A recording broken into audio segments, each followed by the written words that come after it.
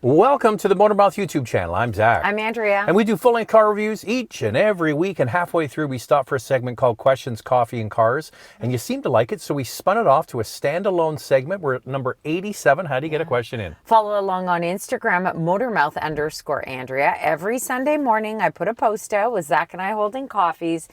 Once we gather our questions, the post is deleted and we start the show. Time now for Questions, Coffee, and Cars. Your questions from Instagram. Hi there, love your vids. I'm confused between the Lexus RX 350h, Lincoln Nautilus, GV70, and the GLC 300. Which do you think I should go for? So you've got two hybrids, or a Nautilus can be a hybrid, yes. Yeah, I think that's the hybrid. Or, yeah, I think so too. And then, or two gas models, GV70 or the GLC 300. I think you go for the one you can afford. I mean, you've got a budget, obviously. The number one thing is I always tell Andrea this when she started getting all these Instagram things. It's like, put the ball back in their court. I'm going to put the ball in tennis right back to your side. Yeah. Have you driven any of these? Yeah. So you have to go to the dealer, you got to sit in them, you got to drive them and see what you like. Then you come back to us and you say, I like this, I didn't like that. Now what do you think? Yes, that is true. Now, obviously, you're going to get better fuel economy with the hybrids. We haven't even driven the Nautilus yet. We're still waiting for it to come into the press. We were invited, though. We missed the drive event. We had a conflict, unfortunately. Anyway, we look forward to that. I think it looks beautiful. I like that there's a hybrid option. The interior looks really good, and I've heard great things about it. The RX, another good one from Lexus. And then the GLC and the GV70. I mean, that GV70 is terrific. Not only does it handle well, the interior is beautiful, but I just want to say the GLC is the only one that requires premium fuel. The others, as far as I understand, premium fuel is recommended and you can use regular. So that might be something to consider. The only thing about the Genesis is it's been out for 3 years now, I believe, almost 4 years. Yeah. You know, over there at the Hyundai company, they like to switch things up. So you know it's going to get a refresh soon. And when they refresh, they don't usually do a little tweak. No. They could blow it all up. But anyway, that's the only thing is that if you buy that now, it might be dated within a year. True. For me, and the Mercedes is brand new, just came out last year. Well, we really liked it too. The Lincoln's brand new, just came out this year. And what was the other one? The RX. And the RX is only a year old as well. So just keep that in mind. And one of the reasons it's always for resale value. Right? I think for me personally, I would go with a hybrid only because of fuel economy and gas prices in Vancouver are just so high right now. Okay, you got to decide. You got to pick one. You got to pick one. Okay? But that's so tough because I haven't driven the Nautilus yet. Okay, that's true. So we can't do that. We could revisit once we drive the Nautilus. Because right now I'm kind of going, if I'm going for a hybrid, it's going to be Nautilus or RX. I would go RX probably myself. Okay. Love the show. Appreciate all you do. Was wondering if you had any recommendations for a compact SUV crossover with comfy rear seats that are easy to get in and out of for someone who's 6 feet. Sat in the back of the NX and found the rear seats a little firm. Bonus question. How do you define if an SUV is compact versus midsize? Well, you just basically look at the price, right? He did say, did you make the call or is this a manufacturer's thing? It's kind of both because some are marketed in the compact or mid-size class and they're actually in the other category. It's kind of those weird things. But when you look at like an NX, it competes with other vehicles of a similar size and a similar price. That's right. So one you might want to consider is for rear seat legroom, not good cargo space, but good rear seat legroom, the Cadillac XT4. Very comfortable. I actually find the RX rear seats to be comfortable as well. I wasn't really bothered by the NX. We were in it for about an hour, remember, on a drive event, and they picked us up in an NX. Chauffeured. And I thought they were okay, but I get what you mean if you're 6 feet. It doesn't offer a ton of space. Acura, the RDX is comfy back there. RDX has got a really big back seat. Back to the previous cars, the GLC has a lot of space. The X3 from BMW is a roomy back seat. So same thing. putting the ball back in your court. You got to go to the dealership and sit in the back seat and see what you think, because what we think is fine might not be good for you, and what's comfortable for us might not be good for you. But I think that you could make an NX work. I think you can make an NX work. I think actually the seats in the back of the GV70 are comfortable, just not a lot of leg room. Love your show and follow you guys religiously. Thank you. Lots of great info. Fantastic job. My friend has a Ford Edge, and I love the space inside and the quietness of the cabin. I'm looking for a vehicle with similar characteristics, but preferably a PHEV. Not keen on the luxury segment. I checked out the CX-70 plug-in hybrid, but found the second row not as spacious as the Edge. Usage intended for 3 adults and a newborn. What are your recommendations? Plug-in hybrid. Boy, with I thought roomy the back CX-70 seat had a huge back seat. I know. Now, it offers 39.4 inches of rear seat legroom. And you're right, it's not as big as the Edge. It's more the size of the Passport. So if you want something equal to the Edge, you've got to go with the Atlas Cross Sport. Yeah, but that's not a hybrid. They want a PHEV. Yeah, you're right. So I would probably go to the Korean cousins. The Sportage and the Tucson have a quite roomy back seat. They do. It's very well designed, and they have available plug-in hybrids. But I don't... Mitsubishi Outlander. Yeah, a Mitsubishi Outlander, but I don't know if second row seats are going to be as big as that CX-70. I'm surprised you don't think it's as big. The Outlander gets the little jump seats. They have a third row, comes standard equipment. No, they're tiny, but if you ever need to put a kid back there. Eventually, but they've got a newborn, so you've got a car seat and then the adults, the 3 adults. I think, okay, then your plug-in hybrid. There really aren't any plug-in hybrids in the non-luxury category with a large a large 5-passenger vehicle. Sure, you could look at the Sportage and you can look at the Tucson, but I still don't think they're as big as the CX-70. I think the CX-70 is roomy. Me too. Love the show. Thank you for the amazing content. Thank you. Is the Murano Platinum still a good, reliable SUV? Better choice than a Tiguan or a Rogue? Well, Andrew's probably looked up the numbers on the Murano. Historically, Murano has been not that reliable due to the continuously variable transmission, and Murano is due to be refreshed. We keep hearing it's going to be imminent. Well, when we were at QX80 and the Nissan Kicks unveiling in New York City, New York City, I said to the PR team, what about this Murano? I hear there's a Murano coming. They wouldn't confirm, but they say it's about time, isn't it, Andrea? No, it's coming. Yeah, I'm surprised though, because it's kind of a lost, but you know what? You think about it now. Oh, I just thought of something. What? Last question.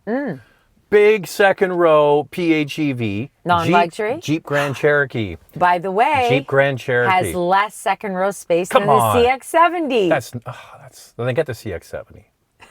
Going back, I didn't know why I forgot about the Grand Cherokee. Okay. Yeah, but I thought the Grand Cherokee was it's not a premium brand, but they charge premium money. It starts at over $57,000 in Canada. Okay, back to this question about Murano. But you think about with the CX-70 coming and or in the market now, that would be a good spot for Murano. It would be a good spot, but it probably won't be a plug-in hybrid either. The Murano's been around for a long time, right? We all agree on that. Consumer Reports gives it an overall score of 69 out of 100, which is pretty good. And JD Power, 84 out of 100. So I think because it's been around for so long, it's fairly reliable. It's one of those things. The Rogue. I just want to say one quick thing. Yeah. The same thing, it's basically the same powertrain they had in the previous Pathfinder, right? With the V6 engine, the continuously variable transmission. That too, when it first was introduced, was not good and had a lot of issues. But as they went along, they improved it. And in the last year of production, it had really very high quality scores. And so Murano has stayed in production even longer. It could bode well. That's what I was thinking. Now, the Rogue has had some problems with its powertrain, so that's something to consider. Not everyone who buys a Rogue has had problems. Many of you will say, I love my Rogue. It's fantastic. Others who have problems are not happy with it, obviously. And then there's the Tiguan. Hit and miss. Yeah, hit and miss. Hit and miss, we have but one some booked. people love it. We got a Tiguan booked for the beginning of June, and it's been at least 2 years since we've driven one, so it'll be good to drive it again. For sure. I love this segment. Thank you. What are your thoughts on the 2025 Ram 1500 Ramcharger? And how will it compete in the pickup truck and the EV space? Keep up the fantastic work. That's an interesting one, that Ram Charger. So I don't really know too much about it because that's not, full-size trucks is not our wheelhouse. No. I don't know if you watch this channel much, but we're kind of like... We've done a few. We do mid-size trucks and smaller for the most part. Plus, you know, have my favorite, the Maverick. But that's a range extender, sort of electric thing, right? That's right. So it's really kind of like a plug-in hybrid. You can use a DC fast charger. It has a big battery, 92 kilowatt. Too big, too heavy, too expensive. Battery. That is a big battery. So here's the thing. It has 2 electric motors, a 3.6 liter V6, the Pentastar, which is very reliable. Which is very reliable, but it acts as a generator. So it's not connected to the wheels. This is a pure electric vehicle. It gets 233 kilometers, 145 miles of range. That's not much, but for a truck, it's pretty good. But it's a plug-in hybrid, really. Okay, yeah. Right, when you look at it that way. Just think about Stellantis' track record for reliability. So first of all, you're going to go with a new technology battery pickup truck. Then you're going to, well, the Pentastar has been around for a while. It's been around. And then I guess it just runs at a steady speed. Yeah. And then, I don't know, there seems like a lot of complexity in there. There's you know what you do? a lot of complexity. Go down to the Ford store and get a deposit on a Lightning. They're discounting those things heavily. Honestly, if I was going to buy an electric pickup truck, I'd go with the Ford Lightning because they keep dropping the price. I guess the thing about this is that you technically, if you're on the road, you don't have to charge it out with a DC fast charger, right? You can still, I think, drive it that way. If anybody knows more about it, chime in. But it is, I think that's the beauty of it if you don't want a pure electric vehicle. Now, I did look for pricing. The other one is if you're towing, one of the problems with electric vehicles like Lightning is when you're towing, the battery depletes very quickly, especially when you're going upgrade. That's but right. if you have a 3.6 liter generator, if I'm not mistaken, I think it can tow 14,000 pounds. Yeah, so it's got a generator that's supplying electricity to the battery for continuous towing. So you should be able to tow it for a lot farther. But think about all that voodoo that's working. So I went to the website to find pricing. Excuse me. And pricing is not out on the website. And I also Googled it to try and find some pricing, went to the media site. I can't find any pricing, but I can tell you, if that thing has a 92 kilowatt hour battery, it's not going to be inexpensive. It's going to be up there with pure electric vehicles. Well, most electric cars have like a 93 to 97 kilowatt hour battery. So you basically got an electric car battery, and you've got a V6. Yeah. And you've got all the voodoo that makes it work. I don't know. It looks good. The interior looks good. Ram does a good interior. Yeah, they do beautiful interiors. And then they have the Rev that we saw at the New York Auto Show the previous year. That's the full electric one with 1 million kilowatts of battery. The battery was massive, 200 plus. And this Ramcharger has over 650 horsepower and 615 pound-feet of torque. I mean, my prediction, Andrea, it's going to sell as well as the Lightning. I think so too. And pricing will be the big indication of it all. If I wanted to tow and I wanted to go long distance, I'd get me a Cummins diesel Ram because that thing will run forever. That's a good one. We enjoy your coffee segment, which is a great way to share learnings and practical info. Thank you. Question, pro and cons of getting alloy versus aluminum versus steel wheels, which is preferred in winter? Does it matter based on the type of the vehicle you drive? I don't really like the look of steel wheels myself. It depends on the vehicle. It depends on the vehicle, especially for winter.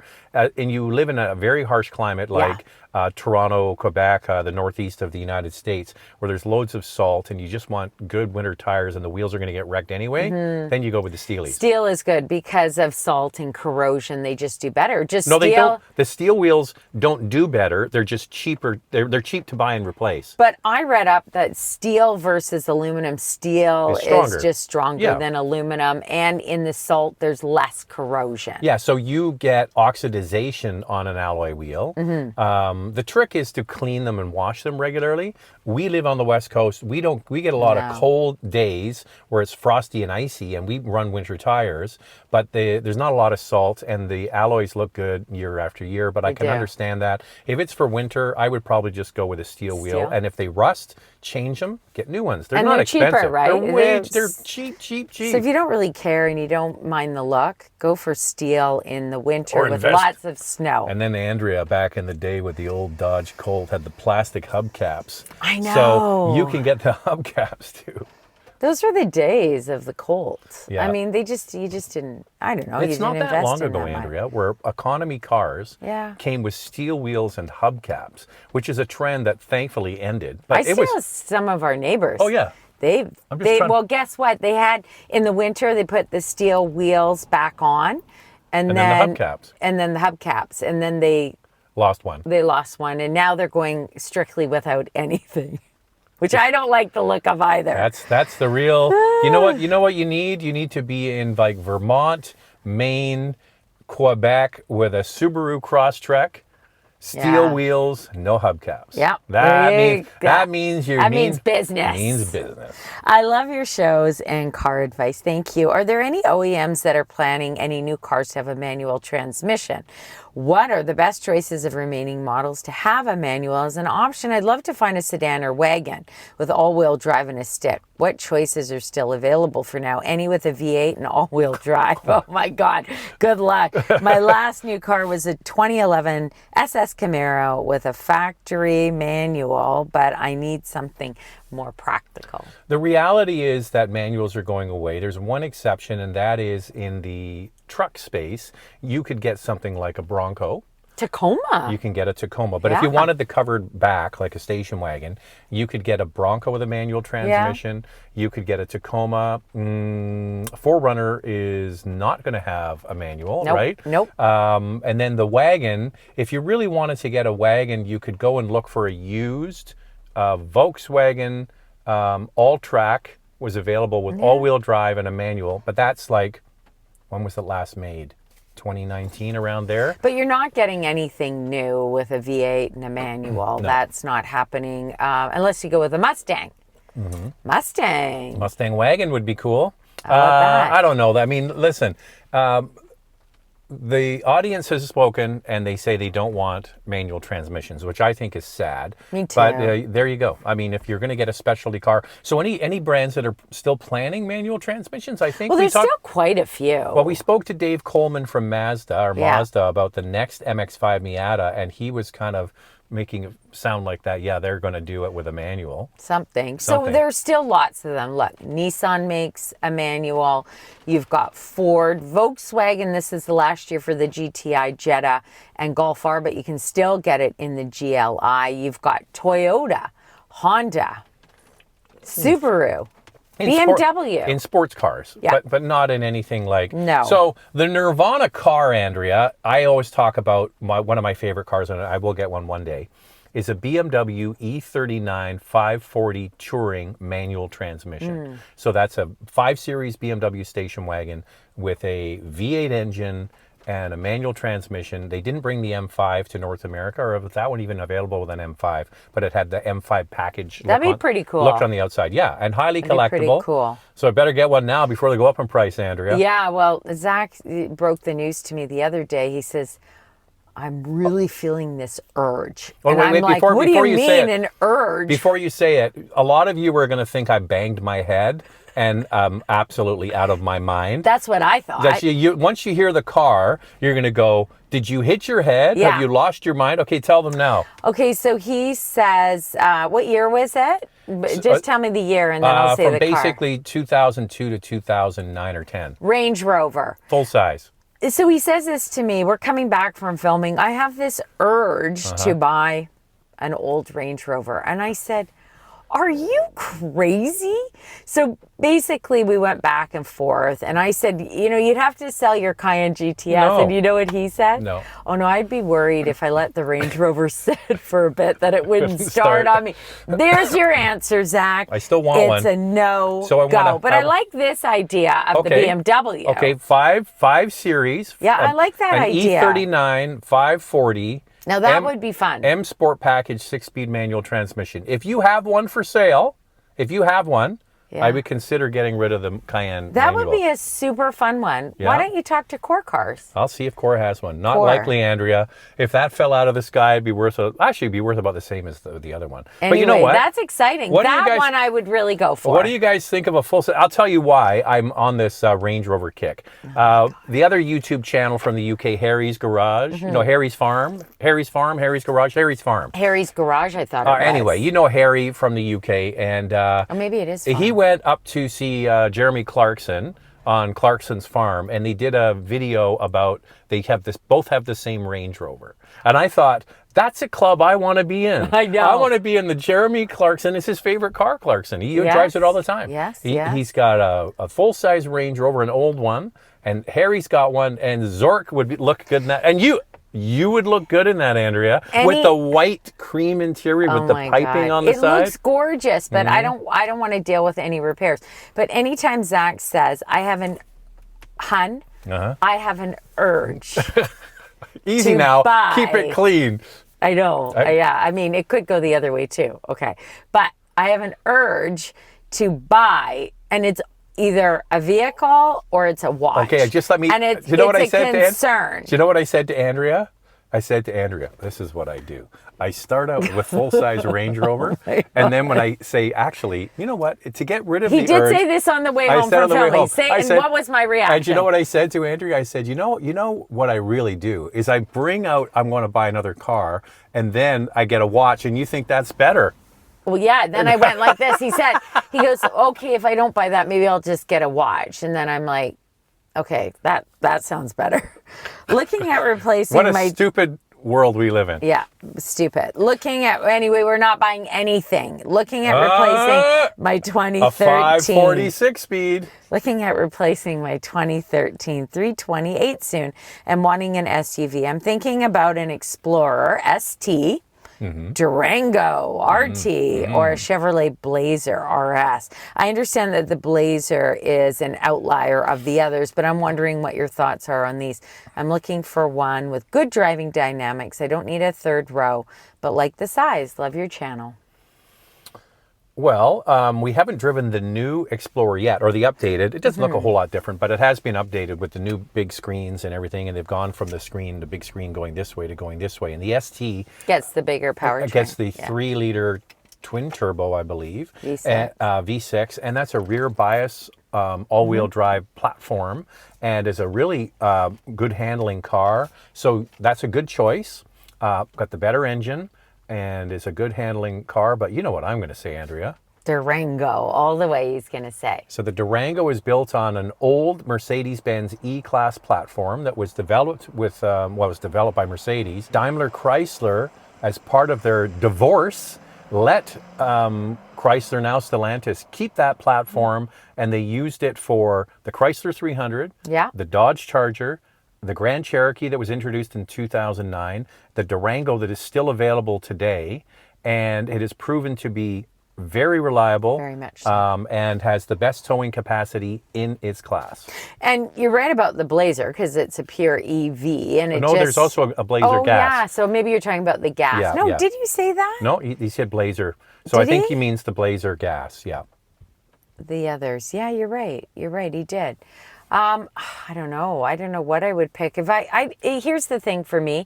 If I don't need a third row, I just don't want to drive a big vehicle like that. So he likes the size. He said he likes the size. I know he likes the size, but I don't know. I think I might.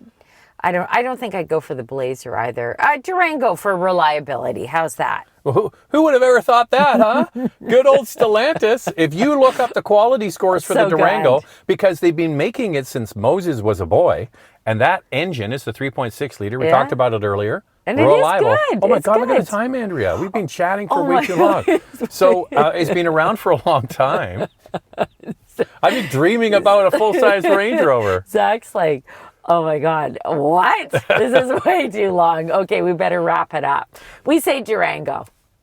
Bidding, badang, badongo. Get a Durango. Thanks for watching. If you want to get a question in, follow along on Instagram at motormouth_Andrea. Every Sunday morning, I put a post out with Zack and I holding coffee. It's only up for a short time. Once we gather our questions, the post is deleted and we start the show. Oh my God, I'm still laughing about his panic. Yeah, because you know why? Because I got to edit it. I did take that question, the last question, and I looked at the time and it was 22 minutes. Oh, wow. But he didn't. I didn't see it. notice. All right. Well, and we're making it longer now, so Yeah. goodbye. Bye.